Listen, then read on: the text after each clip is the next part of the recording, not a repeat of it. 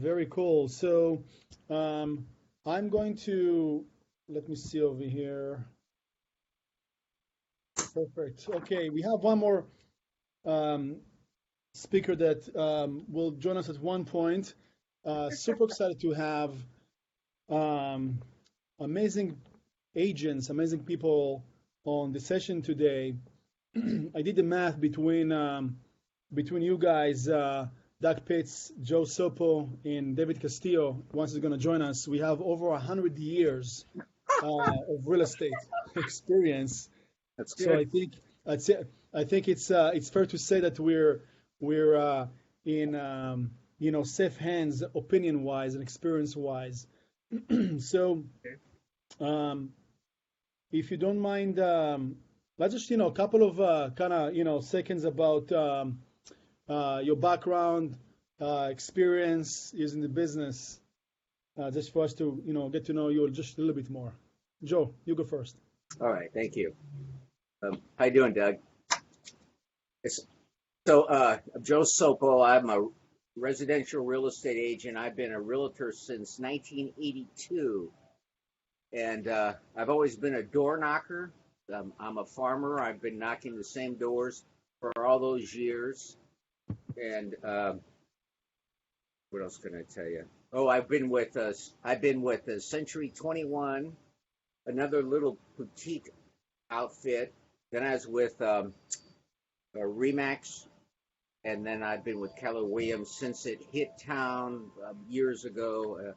And so that's pretty much my background. Yeah, that's I think and there's more to share in a few minutes Oh for yeah. sure. Yeah, Doug.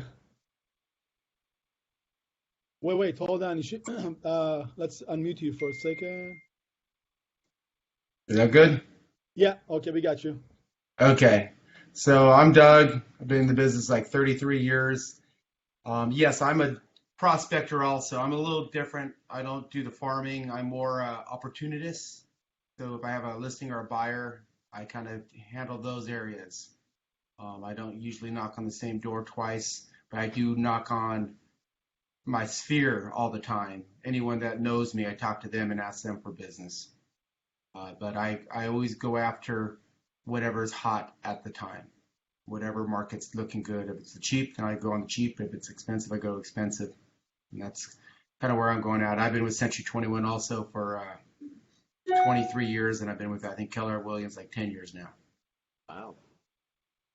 Yeah, yeah. Doug actually used to own a few offices as well as an office owner. So you also have that kind of aspect of the business. So let me ask you, and once again, hopefully David is going to join us. So we're going to have once again over 100 years of experience in this session.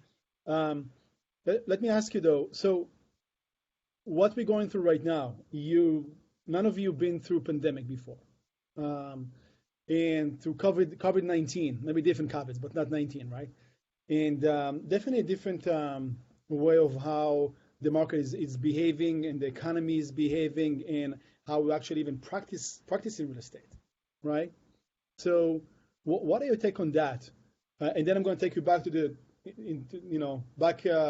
to the past, and I'm going to ask you from past experience, things that you had in the past, how did you overcome those crises or challenges or whatever? Okay. You want me to answer that? You ready? Yeah, go for it. Okay. Never been through Pandemic. pandemic. But there, it's just I feel like it's just like we've been through two other slowdowns in the market, and I kind of feel like I try to keep it the same way so it doesn't scare me. I mean, it's just going to be a slowdown, and there's going to be got to keep my focus on creating business, but not let myself get in the fear that I can't do it.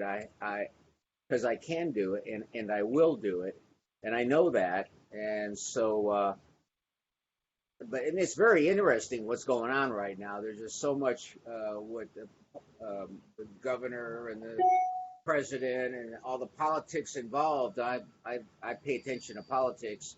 Certainly have a strong opinion about things, but it's very interesting. Um, but, uh, but just stay focused on work. I think of work as much, most of the time when I'm not thinking about my wife. That's because she's next to you. Good job. Sit right Joe. here. Very smooth. Um, you mentioned keep working on business. How do you practice right now that is different than before, or is it the Well, same thing? I call my clients. I call clients who I know, who I'd spoken to last year or in the past who've been thinking about selling.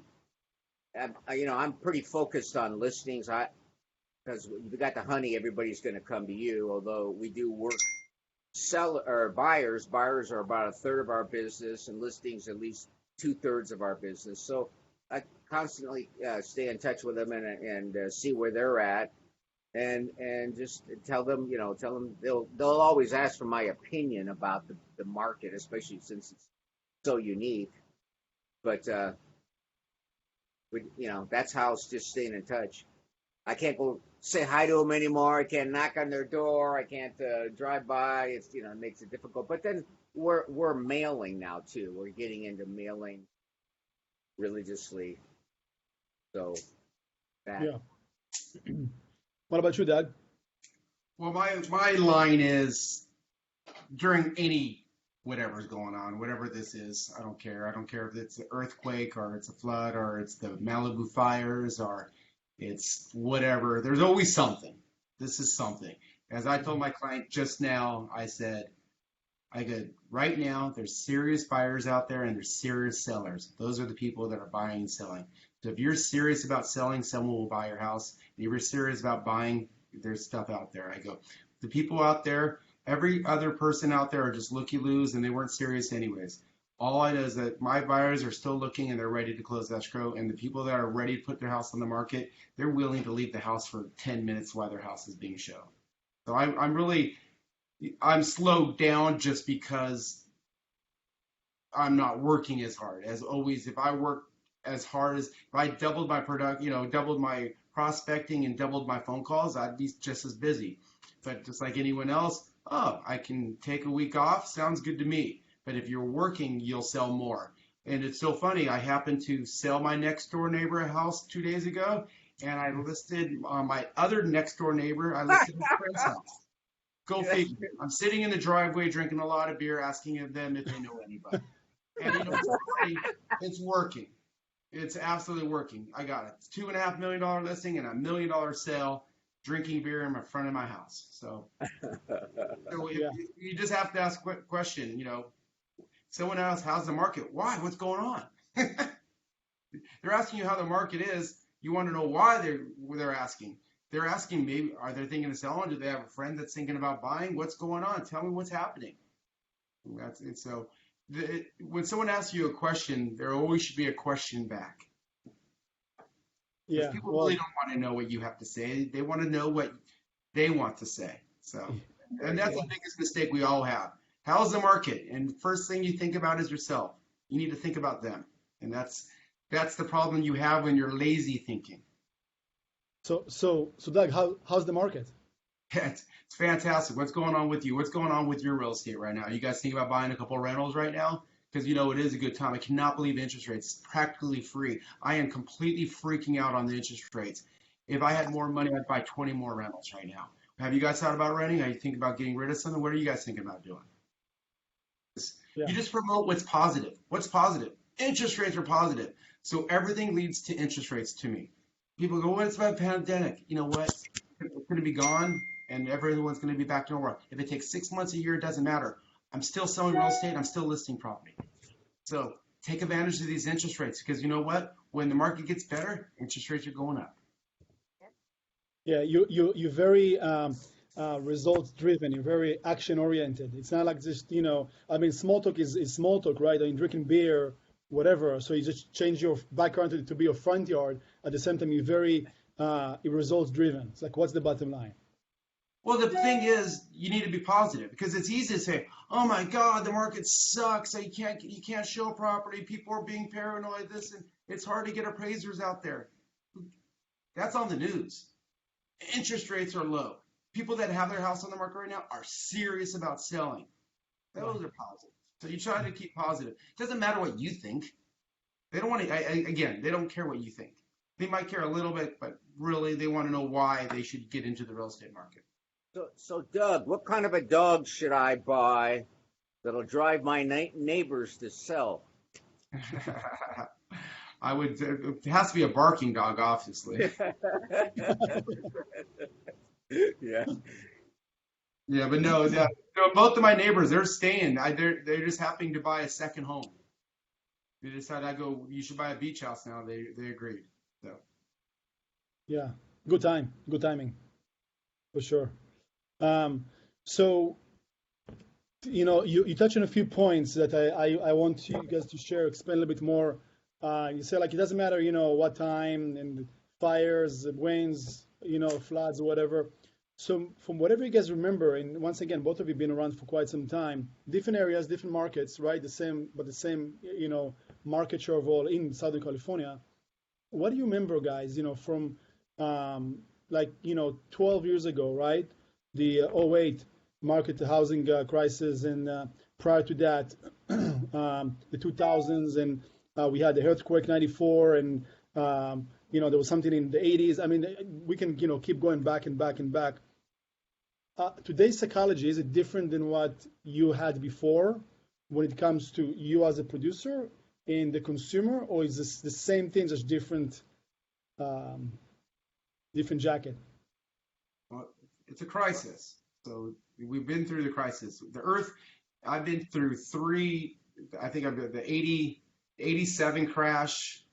I've been through that. I've been through the earthquakes and the fires, and the meltdown of everything. It's always something. It's always going to be something. And obviously, what they say, never for real estate, never let a good disaster go to waste. So you have to be ready to, because like I go to my stockbroker, I go, "Oh my God, I just lost 700,000." He goes, "No, you could buy stock based on 2 years ago prices. Isn't that great?" I go, "Oh, yeah, that is great. Yeah, buy me some stock, because I'm buying it 2 years ago now, today. So right now, if the market goes down a little bit, I can go to people and go, "You should have gotten in the market last year. Now it's your opportunity to get in last year."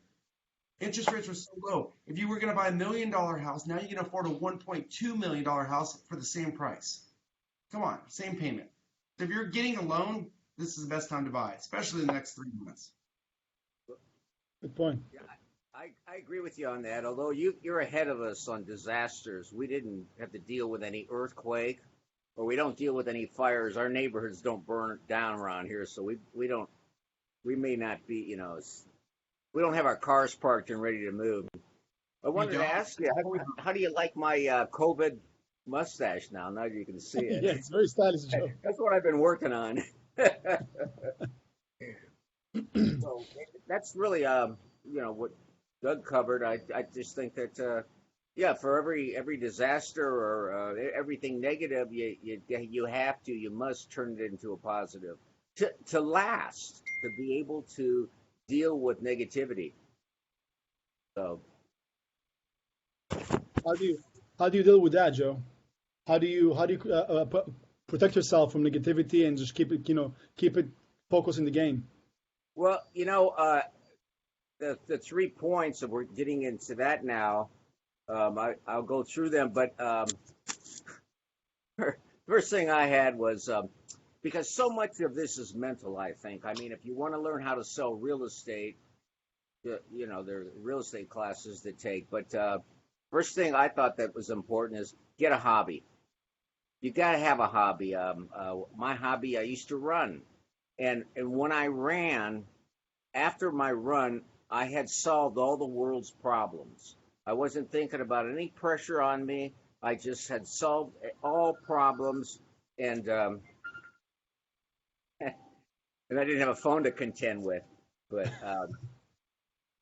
that, and then also once my knees are giving way, I got into gardening.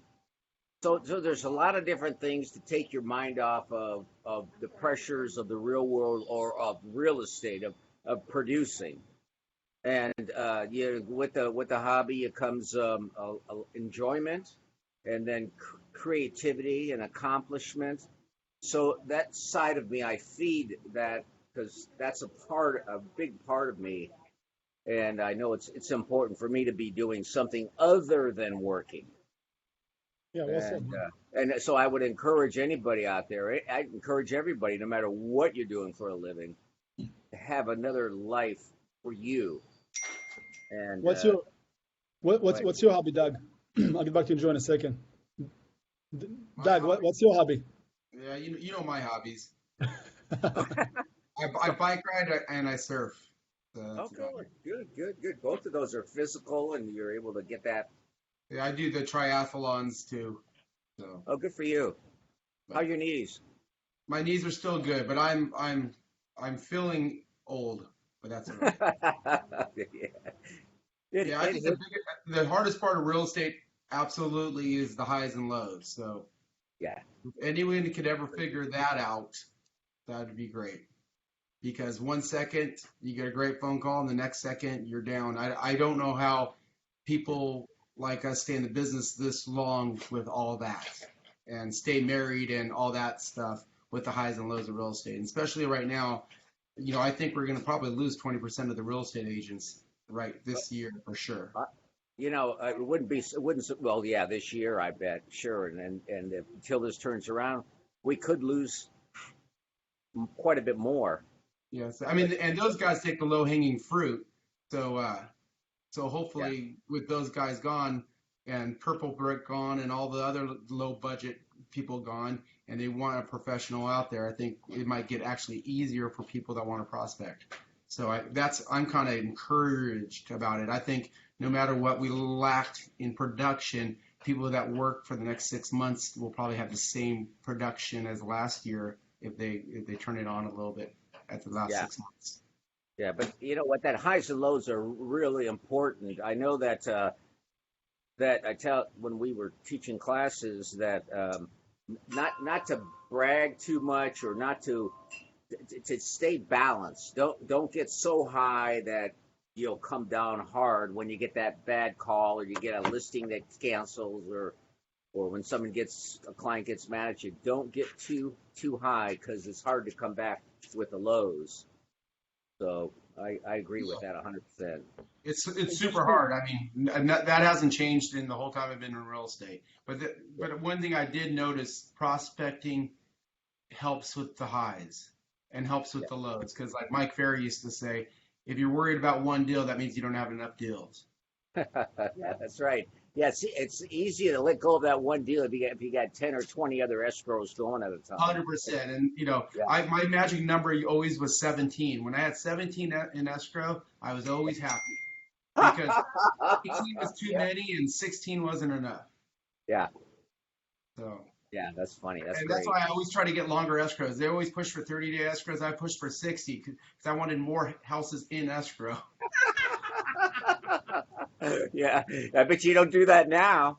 No, 25, I'm good. Yeah. Yeah. No. Now you want to, another real estate agent told me this a couple years ago, which I believe now, and I tell all my clients this. I go, time kills all deals. So I tell people, they go, oh, let's sleep on it. I go, I agree with you, but time kills deals. And I don't want someone to change their mind, but if they, motivated now and then they sign on the bottom line, they're going to stay motivated. If they have a time to back out, they will. If you wait long enough, they'll always back out. Yeah. So. Yeah, and I know that we've all dealt with like a listing that you sold and the market's going down and the buyers back out and you've got to go back to that seller and explain to them that they've got to restage their house and lengthen their plans until that place sells. That's just so painful. Yeah, when you care, it does. And they see it on your face, so they feel for you also. Yeah. So, go. You want us to go to the next item? You're on it, Joe.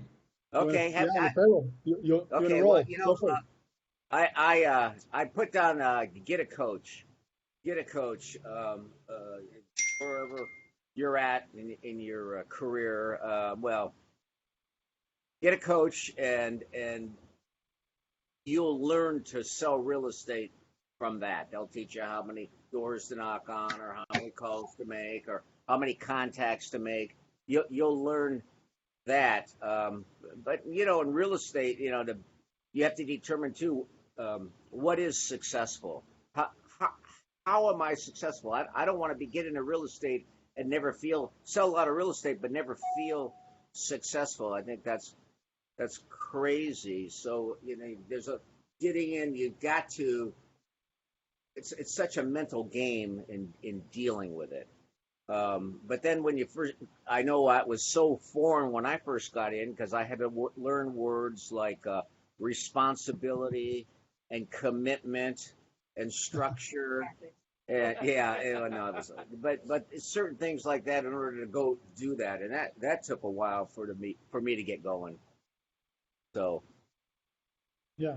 So, and it's interesting that you're saying that because a lot of people, don't get caught. Whoever's watching, don't get caught with Joe's saying coaching necessarily to pay a lot of money to someone who's going to hold you accountable. Mm-hmm. Coaching can be any form, shape, and form of learning, and that has to be mixed with accountability. Otherwise, you can just learn something and then not implement.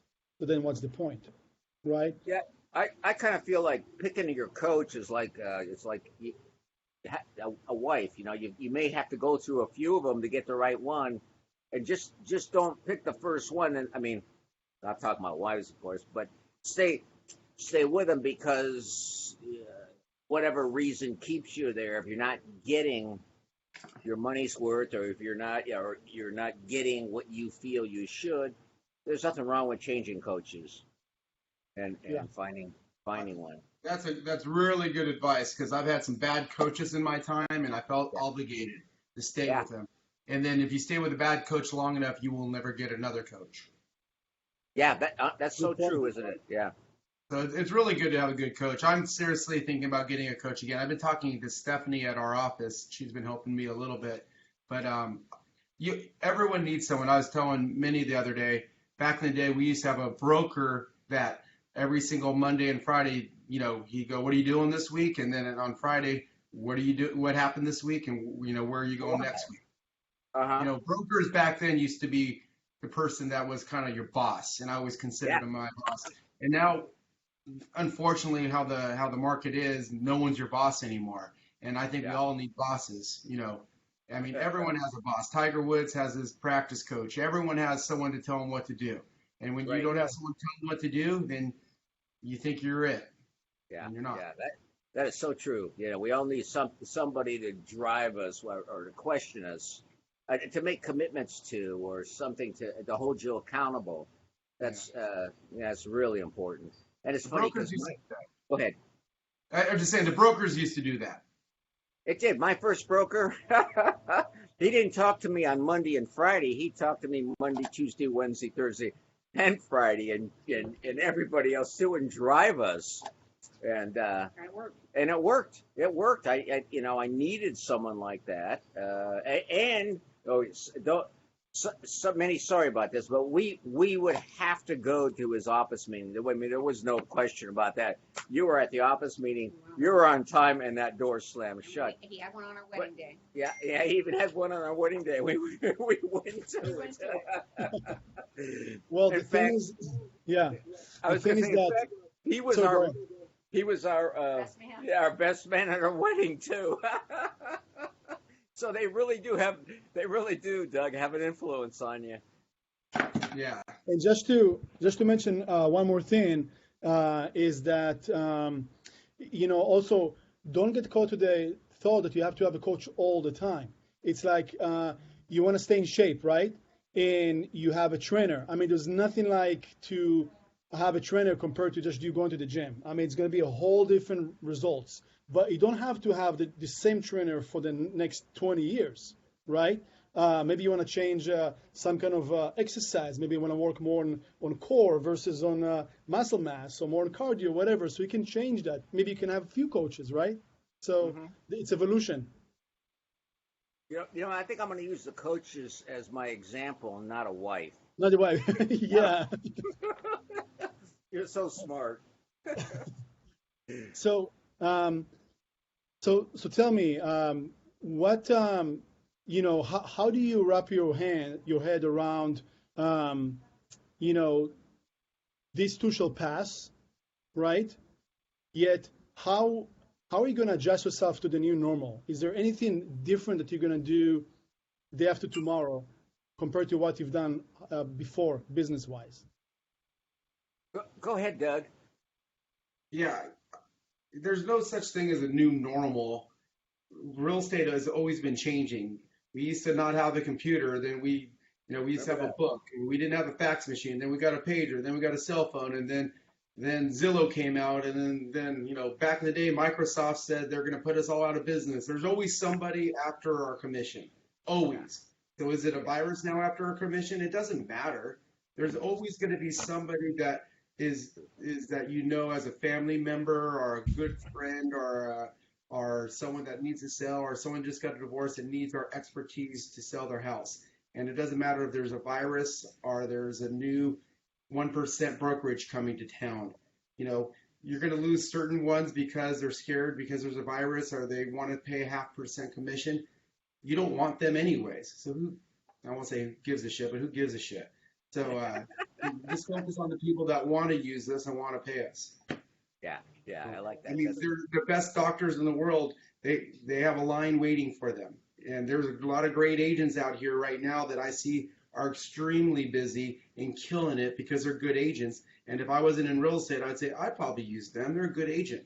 So you have to think about that. And if I was going to sell my house tomorrow and I wasn't a real estate agent, there's a couple agents I'd call tomorrow and say, sell my house for me. And that's the agent you want to be right now. And if someone says they don't want to use you right now because of the virus, they're just saying no to right now. They're not saying no forever. So you just have to think about that and move on to the person that just got the divorce, just got the baby, just lost their job. There's lots of motivation out there, and we just have to figure out who's motivated to sell. Yeah, that I always figure when people ask me about my business, I know there's going to be deaths, divorces, and job transfers, and I mean, if nothing else happens, those happen, and that a house is going to come on the market, and I want to be there when they're looking around for an agent, or call me, or be referred to. That's where I want to be. But mindset I found was real important when I got along the way. I was out knocking doors one day. In this nice street in my farm, and as I was talking to this little old lady, she seemed to be a real nice person. I handed her a flyer. I don't know what the flyer said. It was probably early on, so I really couldn't afford color flyers. But she was crunching it up as I was talking to her. I don't even know what I was talking about. The weather, her flowers, the color of the house, and she's crunching it up, and I'm trying not to look at that. And then what she did was she threw it, and it bounced right off my chest. Nice. Yeah. So it crushed me, and I don't even know anything other than I just walked away, and I went back to my car, and I sat in my car, and I felt real bad. I mean, I wasn't used to anything like that. And then it dawned on me. It took a little bit to overcome that first bit of rejection. Then it dawned on me, how beautiful. If she will do that to every real estate agent that comes to her door, then I have a protected farm, because I'm not going to knock on her door anymore again, but I'll keep knocking knowing that she's protecting my farm. And so that was just a way of turning something negative into something positive. And all of life is like that. That this what this COVID is, it is an opportunity, because there's too many real estate agents right now, and they get the low hanging fruit, and and we'll get it after they go back to their day jobs or where they were making their living before real estate got easy for everybody, and I'll enjoy that. Now that doesn't really people listening to this that doesn't motivate them, but how many new people come in and how many new people stay? I mean, it's just a fact of life that they've got what it's going to take to stay as a real estate agent. Now they may go on to another career and be highly successful, but I'm looking for low hanging fruit again. Yeah, and this is a good conversation. It's about being transparent about what it is and what we're experiencing. If we had this discussion 12 years ago, 10 years ago, we had the same discussion, just different type of crisis, right? Mm-hmm. By saying it's not about point out and say, oh, this is so great because it's going to drop from the industry. No, we want to grow with great people like you guys out there, right? It's about how hard you work and how someone like on the chat over here mentioned something. I'm going to keep pushing no matter what.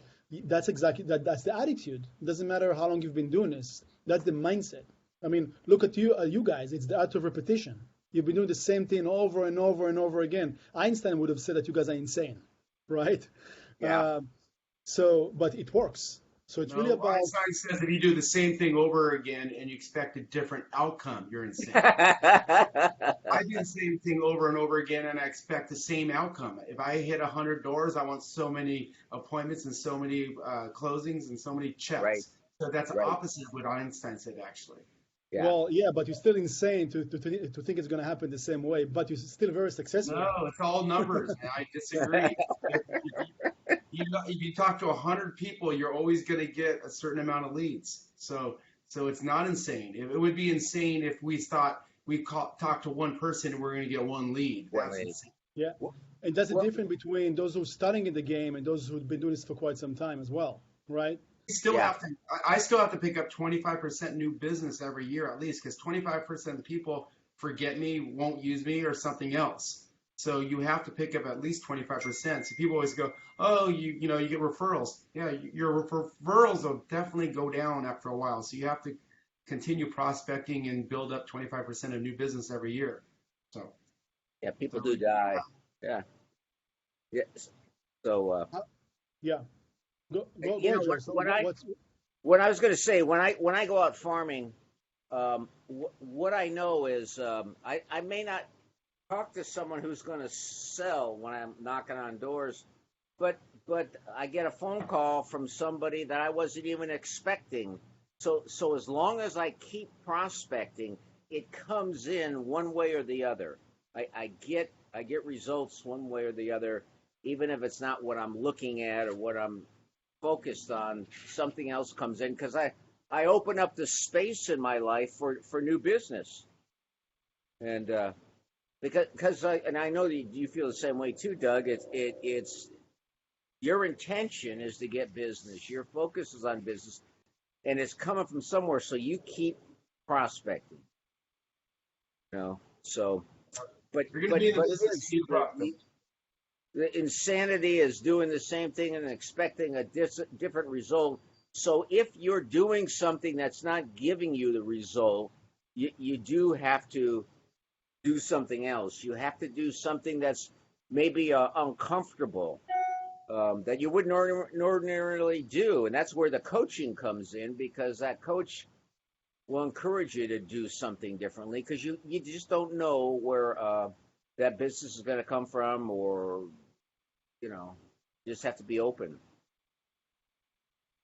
Yeah. What are you focusing on right now mostly? I mean, Doug, you doing Akin a lot when in normal times, right? Joe, I think you still out there doing Akin. What are you focusing right now mostly? Is it just the can't do it right now? Yeah. Well, you can't do it right now. Yeah, I can't do it right now, which is kind of driving me a little crazy, because I love doing that. It just gets me out there and everybody when they see me, they kind of expect me. I mean, after they realize they can't run you off or you're not gonna stop it, they kind of expect you. But I can't do it right now. I can't even drop.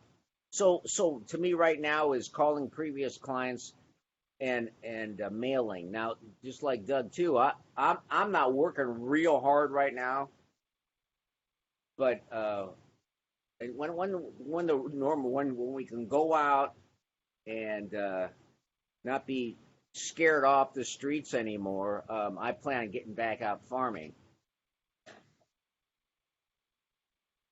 Yeah. But mailing too. And with the experience you have, you can talk about the experience. Why would you list with someone else when you can list with someone with this, who's been through this before, who has the experience of the market going down? So, the third thing, because I had get a hobby, get a coach, and the third thing I was thinking about is being kind to yourself. Because we can talk about what we're doing, but you still have to be your own best friend. You still gotta be kind to yourself, pat yourself on the back, and be the kind of boss you always wanted, or you have to do that, and and and stay away from negativity. That's real important. At one time, many years ago, I was an elementary school teacher, and what I learned right off the bat is don't go to the teacher's lounge because there's a lot of negativity in that teacher's lounge. When I was a kid, I always wondered what went on in there, and when I had the opportunity to go there, I avoided it because it wasn't feeding, my consciousness. And like I said, thinking outside the box. My one example was that to bounce that flyer off my chest, you've got to be thinking about ways, or how can I get business, or who can I. Now, farming, I'll go back to there. There's a mayor on every street. You've got to meet the mayor. You got to meet the mayor and become friends with the mayor. And from that, now the mayor takes forms, but there is a mayor who's going to be there that is going to tell you a lot of information about a lot of people, how long they've been there, just stuff that would be useful in your business. Who's Find the mayor of the street. That's nice. Mayor of the street. That's right. So, another thing we talked about that our old brokers. I had a broker who had a really great sense of humor. He'd henpeck you to death, but at the same time, you can say anything to anybody if you use humor. And I would go with him. We'd go out to dinner, or go here or go there. I was his shadow, and he would say things that I thought were just so outrageous, but he did it with humor. And from that, I kind of it helped me along the way that you can just about say anything. It's just in situations that get hot, if you can bring a little humor in it, it's much better to bring the temperature down in situations. Good point. Doug, what are you focusing on right now mostly? Just picking up the phone once again. You do calling past clients, or? I think, talking like a lot of top producers right now, just calling your past clients, going through your telephone, your phone book, texting people and asking them.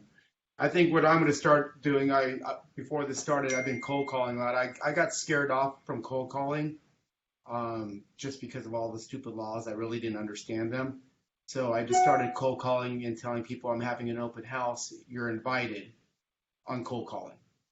So I'm not asking them to sell the house. So I'm not prospecting. I feel like I can get away with that.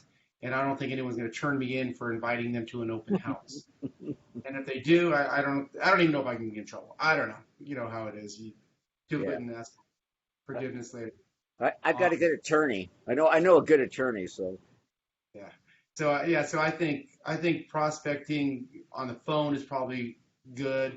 I think people text messaging, unfortunately, is good. I think as soon as this is over, I think dropping's good. either knocking or dropping right now. Things good. I always look at real estate as the same thing. If I woke up in another state with a real estate license, what would I do? I always say if I was parachuted down somewhere, would I be able to make a living within 90 days? So that's kind of how I look at real estate after this. Right now, everything goes away. We parachute into a neighborhood. What would you do? First thing you would do is you try to contact as many people as possible. You'd have no past business. So that means you could prospect 8 hours a day. You would have no broken pipes. You'd have no one yelling at you. You have nothing. So you go 8 hours. You finally, in that 8 hours, you definitely get a lead. Then as soon as you got that lead, you take that lead and then you'd prospect for that lead. You go, hey, I have a buyer that's looking for a house. Have you guys thought about selling? His name's Jim. He's ready to buy now. And then we'd have something. So within 90 days, you would have a couple buyers, you'd have a couple sellers, you'd have a couple in escrow. And that's kind of how I look at real estate today, is that we're going to kind of have to rethink this in the beginning. We're going to have to prospect different areas. I'm going to kind of keep an eye on the pendings, and whatever starts to hit, that's where I'm going to prospect. If it's 500, great. If it's 10 million, great. I don't care what price range it is. That's what I'm going to go for. And then obviously any buyers that I have, I'm going to prospect for them, saying I have a buyer for your house. Yeah. Well, That's I'd hate to parachute into a new environment. But I hear exactly what you're saying. And add to it that when a sign goes up in a neighborhood, there's going to be somebody else there that's going to sell their house. It just is. Someone else is going to sell. So I'd be looking for that seller who wants to sell, and it's the business is there for the taking. Yeah, you know what I've been doing lately is there's a team in my office, Team Smith. We go on one side of the street and I go on the other. We don't share any leads or anything, but let's go do it, and then I can't flake on them. They can't flake on me. And I've been meeting with him on Mondays and just have a cup of coffee and we just go, what's working for you? What's it? So just shooting for the other people exactly what's working and what's not. Yeah, that's a great idea. That another agent or doing it's that. Free. It's free. So you go to him, hey, what's this? And then you hear what he has to say or she has to say, and it works out well. And that's just like Meny said, it's not a coach. You can have several coaches. One of my coaches could be a coworker. Another coach could be my broker. Another coach could be the manager. You can have several coaches, and those are all free. Yeah. And so if you can't afford a coach right now, there's definitely another agent in the office. Hey, you want to have a coffee with? That's what's working, what's not. well said. Yeah. What else do you want to share before we're gonna wrap up the session? Last thoughts, ideas. So I wanted to ask Doug. So Doug, you ran an office or owned an office? I own 5 Century 21s in Simi Valley and West Hills and Moore Park. You did or still do? No, I did. No, when I sold them, I came to work for Meny. Oh, gotcha. Okay, good. Yeah, because I like the 100% commission. Yeah, I like capping. Capping is great. Yeah, and it's so much easier to run yourself or to be responsible for yourself, I would imagine. At least that's what I learned watching brokers. It's so much easier to be responsible for yourself than motivating people. That's you want to become broke, become a broker. Sorry, Meny. Yeah, we don't believe that, really, Meny. Keep it up, buddy. It's a hard job. I give him all the credit in the world. His motivation's unreal. Doug is my partner in accountability in the office. We're showing a wall. I can hear him actually right now over the wall. Yeah, yeah, that's good. What else? Stay motivated and don't let it's really, really easy to get depressed right now. Yeah. Super simple to get depressed. If you look at your production, you'll get depressed. You look at people not calling you back, you get depressed. It's really easy right now because there's not a lot of wins. So you have to go, this is normal. I'm feeling it. Other agents are feeling it. Our goals are, instead of having 17 in escrow, our goal is, hey, let's get 2 in escrow. And let's build on that. So unfortunately, when you do get a win, like you said earlier, appreciate it and say, that's great. I did good today. So you're not going to have the wins like you did, and you're not going to have the big wins for a couple months. But when you do get a win, go, I sold a house, bitching, can't wait. Oh, I got a listing, I got a wet signature. This is awesome, and just appreciate that. And when you start getting depressed, you have to think about your wins that you did have, because it's super depressing being a real estate agent right now, and you just can't let yourself get into that right now. And having someone like Meny, or someone then just like he's working his ass off right now, which is amazing. He's always working, and I see that, I go, if he can do it, I can do it. So it's good to see other people working hard. One thing that I know too is, when I'm farming, I make it a point to smile. Even though I don't feel like smiling, I make it a point to smile, and that way people will get a positive feel when they see me. And I think smiling right now, I think is real important. It's hard to be depressed when you're smiling, because you can't be depressed and smile at the same time. Right? I mean, it is a simple thing like that. So you make yourself smile, and you just remind yourself, write smile on everything. I mean, so you remind yourself to smile, because it's real important what you're putting out there. And in here is real important. That's good advice. Yeah. Yeah, and I think that between what both of you said also about stay away from negativity and people who are negative, or news circumstances. It's crucial as well, because no matter what, you can always find that once again, that bad idea or bad news or whatever. Yeah. So like what do you want to focus on, and then how you're gonna project that, right? Like you said, Joe, your smile is gonna be what's gonna affect the conversation or whatever. So for sure. Yeah. Good. Yeah, Good nobody wants to talk to a frowning real estate agent. My wife does. That's good. So you have kids too? Yeah, I've grown kids. Yeah. How old are your kids?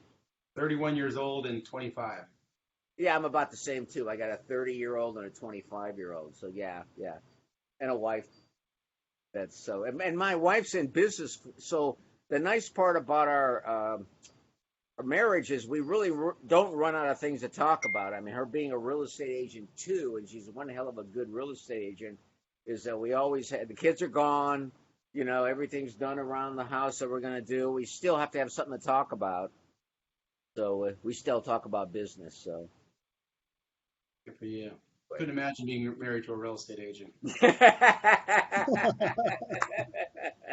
I couldn't either. I have to look at myself in the mirror every morning. That's good. So, Doug, you need to grow a mustache, man. You need to get grow a handlebar mustache. Mike Ferry says that if you have facial hair, you lose like 20% of your income. Oh, you know what? That's my first. That is so funny, because my first broker used to tell me, they say, shave, Joe, you're losing money. And then I found out the other day that when he recruited some other people, because he'd been around a long time, he used to tell them, you can't have a beard. Joe Sopo is the only one that can have a beard and sell real estate. So he would use it all against us. But you'd look good with a mustache. I don't believe that. I just look mad. Nice try, Joe. All right. Yeah. I don't see any questions out there, but guys, that was brilliant. That was entertaining. Thank you for the pep talk, and for the good advice, and for the good word, and for the motivation. And I appreciate your leadership out there and your hard work. So stay safe, and thank you for sharing, both of you. Well, thanks, guys. Thank you, Meny. Thanks, Doug. Thank you. Nice meeting you. Thanks, everybody. Whoever's watching us, thank you so much, guys. Hopefully you enjoyed the session, and we'll see you soon tomorrow at 1 o'clock. I have the NFL LA Chargers, and then right after we're going to have an eviction attorney talk about that situation, unfortunately, too. So tomorrow, 1 p.m., we're going to have a live broadcast. Thanks again. Doug Puetz, Joe Sopo, thank you, guys. Appreciate it. Okay, buddy. Thanks, thank you very much, Meny. Bye-bye. Well, that was fun. The broadcast of Facebook Live has stopped.